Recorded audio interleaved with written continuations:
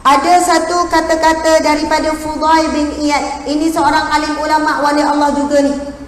Satu hari dia jumpa dengan seseorang, dia bertanya, berapa umur kamu?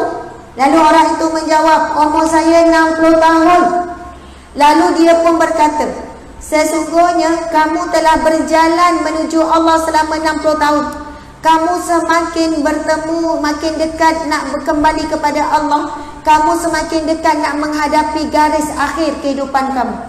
Kalau orang tanya umur kita berapa? 43, 37, 52. Maksudnya kita dah 52 tahun melalui perjalanan di dunia ini untuk menuju kepada pertemuan dengan Allah Subhanahu wa taala.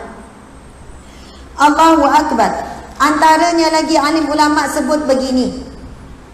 Bila ditanya tentang ketakutan kepada Khalifah Sulaiman bin Abdul Malik, ini khalifah yang beriman yang soleh ni. Cuba perhatikan kata-kata khalifah ini sangat mendalam. Khalifah Sulaiman bin Abdul Malik ditanya kepadanya, Abu Hazim Salamah bin Dinar. Oh, dia yang bertanya kepada seorang ulama yang bernama Abu Hazim Salamah bin Dinar, mengapa kami takut mati? Macam kita lah, kenapa kita takut mati? Lalu Abu Hazim menjawab, kerana kamu memakmurkan rumah kamu di dunia dan meruntuhkan rumah kamu di akhirat, maka kamu takut berpindah daripada kemewahan kepada keruntuhan. Allahu akbar. Contoh macam ni, ibu-ibu muslimat sekalian. Kalaulah kita sekarang duduk rumah kecil, kemudian kita ada rezeki, sedang buat rumah besar, beli tanah buat rumah besar. Saya nak tanya, sabar ke tak sabar nak pindah rumah baru? Sabar ke tak sabar? Tak sabar. Rumah sekarang, rumah satu bilik, bukan satu bilik, 2 bilik contohnya, tapi kecil je, ruang tamu semua sempit. Kemudian ada orang beri rezeki ke ataupun kita dapat rezeki lebih, rumah baru tu 10 bilik. Tunggu banyak kan? 10 bilik, rumah 3 tingkat, ada lift lagi, ada kolam renang, ada taman luas. Allahu akbar. Lepas sudah siap dah dekor-dekor sekali dengan ada air terjun, contoh sajalah. Lepas tu bila tengok tu, ya Allah, dia punya lantai tu ada air sungai yang mengalir, ada ikan-ikan nampak. Ada rumah orang macam ni. Saya tanya, sabar ke tak sabar nak pindah? Tak sabar tu asyik pergi tengok, belum siap ke? Bila developer, kontraktor cakap, minta maaf, lambat sikit sebab ada alat-alat sekian-sekian, jadi delay seminggu. Seminggu? Seminggu pun rasa lama. Tak sabar, kita dah kemas rumah lama dah, packing barang. Bila boleh masuk ni? Boleh kalau nak masuk, tapi ada bahagian tak siap lagi, boleh. Tak ada masalah, asal pindah dulu. Yang tu boleh buat sambil-sambil. Punya tak sabar tu. Sebab apa? Kita menyiapkan rumah itu lebih indah, lebih besar, lebih selesa daripada rumah sekarang. Tapi kenapa kita takut nak berpindah ke alam lain? Sedangkan alam itu nak ke tak nak, takut ke tak takut, pasti berpindah juga. Sebab kita terlalu mencintai dunia. Sebab apa? Kita sangat memberi hiasan untuk hidup kita. Kita mengumpulkan banyak nikmat hidup. Kita sayang nak sedekahkan duit yang kita ada pada jalan Allah. Kita rasa kita nak guna. Sedangkan yang kita ada hari ini bukan milik kita. Ada orang kata, kita lah bukan orang lain. Ini rumah saya ni tak seberapa. Ini kereta saya ni. Ini anak-anak saya ni. Ini suami saya, jangan ambil ya. Ini telefon saya. Betul lah, tak salah cakap macam tu. Tapi setelah kita mati, baru kita tahu apa sahaja yang jadi milik kita. Sebab setelah kita mati, suami kita bukan suami kita lagi. Anak tu yelah, tapi dah terputus.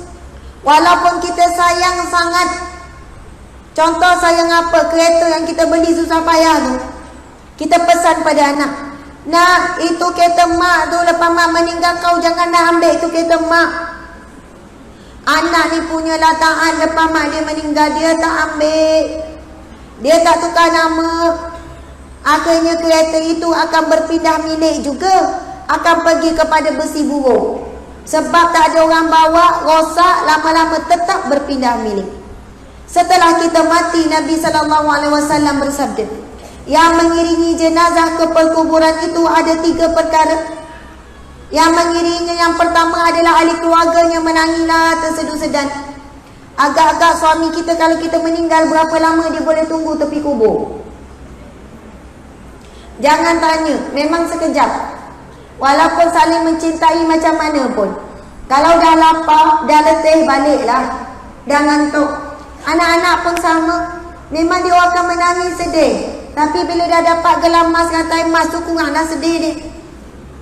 Setelah kita mati, Allahu Akbar, segala harta yang kita kumpulkan berpindah milik kepada yang hidup, jadi harta warisan, difaraidkan. Tetapi kita yang dalam kubur akan dihisap dengan segala harta tersebut.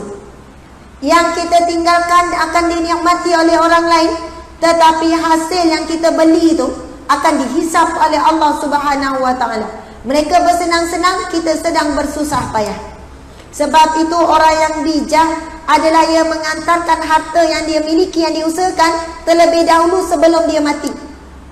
Dia tak mati lagi, tapi dia dah hantar siap-siap harta dia ke rumah dia. Rumah yang bakal dia diami, rumah yang bakal dia akan masuk. Nak atau tidak, itulah rumah yang lebih lama daripada rumah dia yang hidup di dunia ini. Iaitu dia mengirimkan hartanya melalui jalan sedekah yang akan dia nikmati di dalam alam barzah. Allahu Akbar. Ada satu kata-kata daripada Fudail bin Iyad. Ini seorang alim ulama wali Allah juga ni. Satu hari dia jumpa dengan seseorang, dia bertanya, berapa umur kamu? Lalu orang itu menjawab, umur saya 60 tahun. Lalu dia pun berkata, sesungguhnya kamu telah berjalan menuju Allah selama 60 tahun. Kamu semakin bertemu, makin dekat nak kembali kepada Allah. Kamu semakin dekat nak menghadapi garis akhir kehidupan kamu. Kalau orang tanya umur kita berapa? 43, 37, 52. Maksudnya kita dah 52 tahun melalui perjalanan di dunia ini untuk menuju kepada pertemuan dengan Allah Subhanahu wa taala. Allahu Akbar. Antaranya lagi alim ulama sebut begini. Bila ditanya tentang ketakutan kepada Khalifah Sulaiman bin Abdul Malik, ini khalifah yang beriman yang soleh ni. Cuba perhatikan kata-kata khalifah ini sangat mendalam. Khalifah Sulaiman bin Abdul Malik ditanya kepada Abu Hazim Salamah bin Dinar. Oh, dia yang bertanya kepada seorang ulama yang bernama Abu Hazim Salamah bin Dinar, mengapa kami takut mati? Macam kita lah, kenapa kita takut mati? Lalu Abu Hazim menjawab, kerana kamu memakmurkan rumah kamu di dunia dan meruntuhkan rumah kamu di akhirat, maka kamu takut berpindah daripada kemewahan kepada keruntuhan. Allahu Akbar. Contoh macam ni, ibu-ibu muslimat sekalian. Kalaulah kita sekarang duduk rumah kecil, kemudian kita ada rezeki, sedang buat rumah besar, beli tanah buat rumah besar. Saya nak tanya, sabar ke tak sabar nak pindah rumah baru? Sabar ke tak sabar? Tak sabar. Rumah sekarang, rumah satu bilik, bukan satu bilik, 2 bilik contohnya, tapi kecil je, ruang tamu semua sempit. Kemudian ada orang beri rezeki ke ataupun kita dapat rezeki lebih, rumah baru tu 10 bilik. Terus banyak kan? 10 bilik, rumah 3 tingkat, ada lift lagi, ada kolam renang, ada taman luas. Allahu Akbar. Lepas sudah siap dah dekor-dekor sekali dengan ada air terjun. Contoh sajalah. Lepas tu bila tengok tu, ya Allah, dia punya lantai tu ada air sungai yang mengalir, ada ikan-ikan nampak. Ada rumah orang macam ni. Saya tanya, sabar ke tak sabar nak pindah? Tak sabar tu asyik pergi tengok. Belum siap ke? Bila developer, kontraktor cakap, minta maaf, lambat sikit. Sebab ada alat-alat sekian-sekian, jadi delay seminggu. Seminggu? Seminggu pun rasa lama. Tak sabar, kita dah kemas rumah lama dah, packing barang. Bila boleh masuk ni? Boleh kalau nak masuk. Tapi ada bahagian tak siap lagi, boleh. Tak ada masalah, asal pindah dulu. Yang tu boleh buat sambil-sambil. Punya tak sabar tu. Sebab apa? Kita menyiapkan rumah itu lebih indah, lebih besar, lebih selesa daripada rumah sekarang. Tapi kenapa kita takut nak berpindah ke alam lain? Sedangkan alam itu nak ke tak nak, takut ke tak takut, pasti berpindah juga. Sebab kita terlalu mencintai dunia. Sebab apa? Kita sangat memberi hiasan untuk hidup kita. Kita mengumpulkan banyak nikmat hidup. Kita sayang nak sedekahkan duit yang kita ada pada jalan Allah. Kita rasa kita nak guna. Sedangkan yang kita ada hari ini bukan milik kita. Ada orang kata, kita lah bukan orang lain. Ini rumah saya ni tak seberapa. Ini kereta saya ni. Ini anak-anak saya ni. Ini suami saya, jangan ambil ya. Ini telefon saya. Betul lah, tak salah cakap macam tu. Tapi setelah kita mati, baru kita tahu apa sahaja yang jadi milik kita. Sebab setelah kita mati, suami kita bukan suami kita lagi. Anak tu yelah, tapi dah terputus. Walaupun kita sayang sangat. Contoh sayang apa? Kereta yang kita beli susah payah tu, kita pesan pada anak, nak, itu kereta mak tu, lepas mak meninggal kau jangan dah ambil itu kereta mak. Anak ni punya taat, lepas mak dia meninggal dia tak ambil, dia tak tukar nama. Akhirnya kereta itu akan berpindah milik juga, akan pergi kepada besi buruk. Sebab tak ada orang bawa, rosak, lama-lama tetap berpindah milik. Setelah kita mati, Nabi SAW bersabda, yang mengiringi jenazah ke perkuburan itu ada 3 perkara. Yang mengiringinya, yang pertama adalah ahli keluarganya menangilah terseduh sedan. Agak-agak suami kita kalau kita meninggal, berapa lama dia boleh tunggu tepi kubur? Jangan tanya, memang sekejap. Walaupun saling mencintai macam mana pun, kalau dah lapar, dah letih, baliklah. Dah ngantuk. Anak-anak pun sama. Memang dia akan menangis sedih, tapi bila dah dapat gelang emas, kata emas tu kurang dah sedih dia.